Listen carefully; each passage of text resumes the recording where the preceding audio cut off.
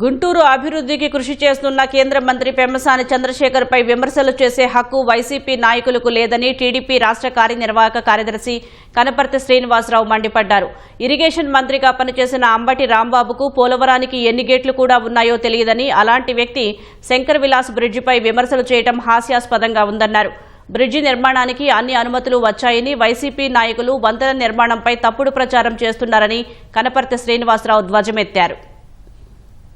ఓబెల్ సంఘం జాతీయ అధ్యక్షుడు జగన్మోహన్ రెడ్డి అయితే మన రాష్ట్ర అధ్యక్షుడు అంబటి రాంబాబు, ఎలియాస్ అబద్దాల రాంబాబు. ఆ అబద్దాల రాంబాబు, మాజీ ఎంపీ వేణుగోపాల్ రెడ్డి గారు, మరి కొంతమంది వైసీపీ చిల్లర నాయకులు శంకర విలాస్ బ్రిడ్జి దగ్గరకు వచ్చి గౌరవ కేంద్ర మంత్రివర్యులు పెమ్మసాని చంద్రశేఖర్ గారిని ఇష్టం వచ్చినట్టుగా దూషించారు. వాళ్లు ఏమన్నా సమస్య ఉంటే ఇది సమస్య అని చెప్పటం కంటే కూడా పెమ్మసాని గారికి అహంభావం ఎక్కువ, పెమ్మసాని గారికి డబ్బుందని చెప్పేసి గర్వం ఎక్కువ.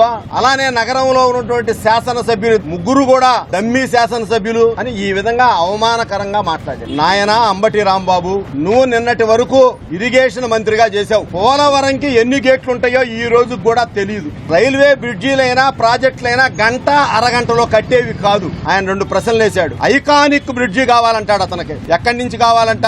హిందూ కాలేజీ దగ్గర నుంచి ఇక్కడ అంబేద్కర్ సెంటర్ దాకా కావాలి అని అడుగుతా ఉన్నాడు. రైల్వే గేటును తప్పించడానికి మాత్రమే కట్టిన బ్రిడ్జి ఇది.